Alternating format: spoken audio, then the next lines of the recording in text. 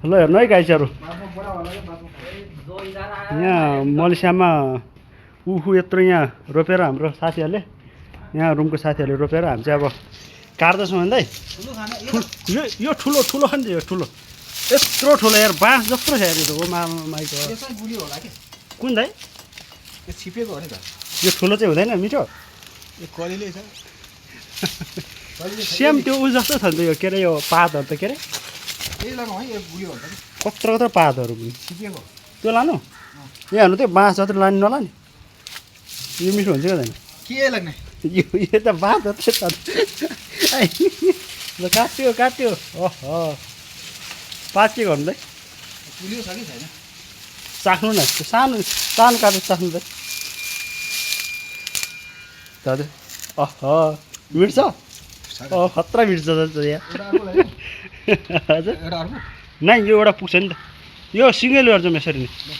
ल चक्कु पुऱ्याएर ल दाइ हामी यसरी मलेसियामा उखु खाने गर्छौँ उखु खाँदैछौँ अब गएर ल दाइ जाउँ ल म आउँछु ल हजुर मलेसिया आएर जस यहाँ जस यस्तो नि गर्नु पऱ्यो भन्दै तर म उखु सही लाग्यो क्या यत्रो त्यो बाँस जत्रो छ यो उखु गएर खानुपर्छ यहाँ हाम्रो चाहिँ अब उता अब नेपालीहरूको उता रुम होस्टेल छुट्टै छ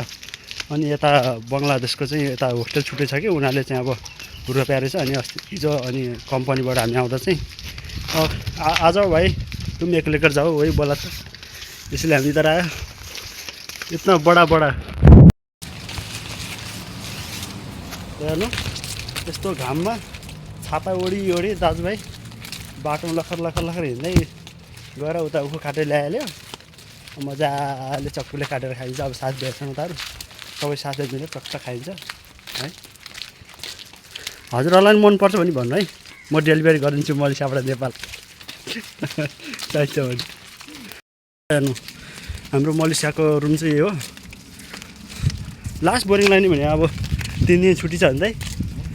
घुम्नु जानु पाइन्छ पार्क थियो उता त्यो पार्कमा नि त्यस्तै तनाव परेर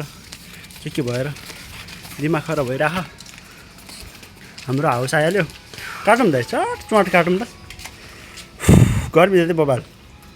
ओ मामा हेर्नु न गाइजहरू कस्तो घाम छ क्या ओ मामा कस्तो घाम छ उखु हाल्दैछ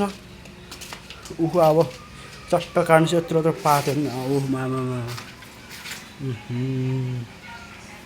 यसबाट रस कति आउँछ होला त दामी दामी रस अब यो मकै गाउँतिर त्यो मकै ढोँडा खान्छ है सेम त्यस्तै हुँदो रहेछ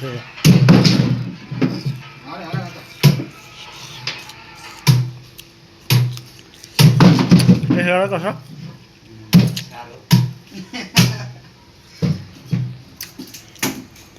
हेर्नु त गाइज उखु आम्मामा कसैले देख्नु आयो तर ढोड्दा त उखु तर सेम यार उस जस्तो भइरहेको अहिले हुन्छ नि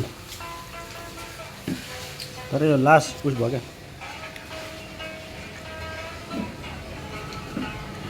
क्या दाइ टेस्ट गर्नु त यसको तपाईँले काट्नुभएको होइन मजाले टेस्ट गर्नु त पहिला यसको म त सेम खाँदाखेरि यो गाउँको ढोड जस्तो लाग्यो यत्रो यो बाक्लो खायो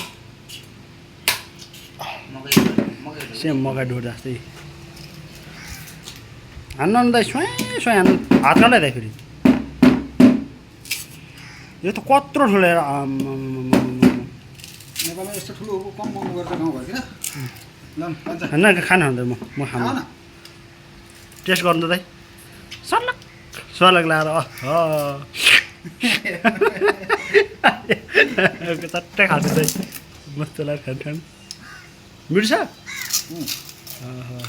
काट्दै दाइ त्यो ओट बबाल ओट काट्छ नि तिमीलाई कस्तो लागिरहेछ भन उखु ठिक छ नेपाल जस्तो याद आएको छैन भन